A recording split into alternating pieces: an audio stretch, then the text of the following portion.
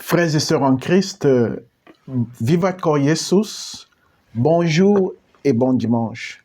Aujourd'hui, évidemment, nous allons méditer sur le 16e dimanche du temps ordinaire en essai. Rentrer en soi et accueillir Dieu.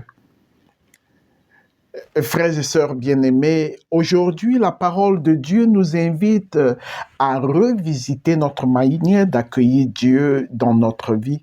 Alors, non pas seulement en multipliant les gestes ou les paroles, mais en nous ouvrant à une présence.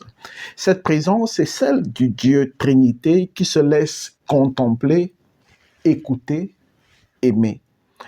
Abraham, sur le chêne de Mambré, accueille 3 visiteurs, l'icône biblique de la Trinité. Marthe et Marie, elles accueillent Jésus dans leur maison. 2 scènes, 2 femmes, 2 attitudes. Et une seule question pour toi aujourd'hui, comment accueilles-tu Dieu dans ta propre vie? L'icône de Rublev, Dieu en visite. Dans la première lecture, Abraham court à la rencontre de 3 hommes mystérieux. Alors, dans la tradition chrétienne, cette scène est représentée magnifiquement dans l'icône de la Trinité de Andrei Rublev.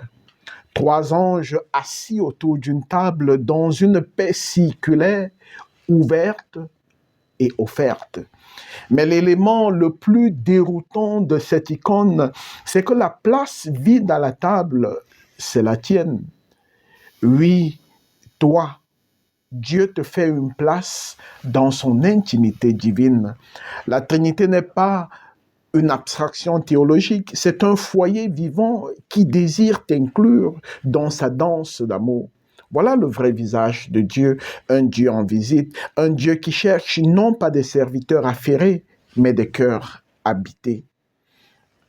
Marie et Marthe, au-delà des clichés, trop souvent on oppose Marthe à Marie, l'activisme contre la contemplation, mais l'Évangile ne les oppose pas. Jésus ne reproche pas à Marthe de servir, il reproche à Marthe d'être agitée, préoccupée, divisé intérieurement. Et le mot grec pour cela, c'est mérimnao. Mérimnao.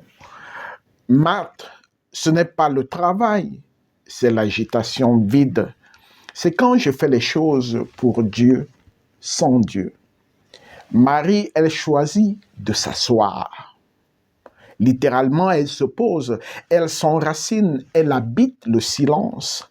Elle ne fuit pas le service, elle choisit d'être présente à la présence. Frères et sœurs, nous avons tous un peu de marque en nous, trop de choses à faire, trop de bruit, trop de peur. Mais aujourd'hui, Jésus t'invite à redevenir Marie, à t'asseoir, à écouter, à te laisser transformer. La révolution de l'écoute. Et si le problème dans notre monde n'était pas le mal, mais l'agitation?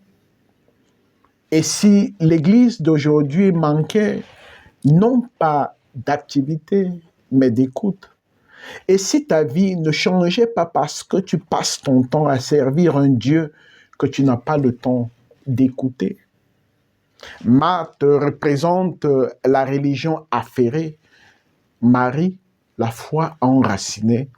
Marthe représente les comités, Marie, la communion. Marthe dit, regarde ce que j'ai fait pour toi, Seigneur. Marie dit, dis-moi qui je suis pour toi, Seigneur. Et c'est cela le cœur de la Trinité. Non pas faire, mais être. Non pas produire, mais communier. Redevient la place vide de l'icône. Frères et sœurs, cette semaine, je vous propose un défi très simple et très puissant. Chaque jour, prends 10 minutes pour t'asseoir comme Marie. Pas pour prier avec des mots, juste pour écouter, pour respirer, pour redevenir une place vide où Dieu peut s'asseoir. Et puis comme Abraham offre une hospitalité, pas seulement à des étrangers, mais aussi à Dieu, ouvre-lui un coin de ta maison, de ton cœur, de ton agenda. Car au fond, comme dans l'icône de Rublev, Dieu ne veut pas être regardé de loin. Il veut s'asseoir avec toi dans ta vie. Et cela, frères et sœurs, cela change tout. Que Dieu Tout-Puissant te bénisse et que ce dimanche et toute cette semaine soit une semaine de grâce. Que le Seigneur vienne habiter ton cœur, que son espérance s'établisse dans ta vie et que toi, tu sois témoin de cette hospitalité qui jamais ne manque à ceux et à celles qui mettent tous leurs espoirs dans le Seigneur. Vivat Jésus, Paix comme Maria.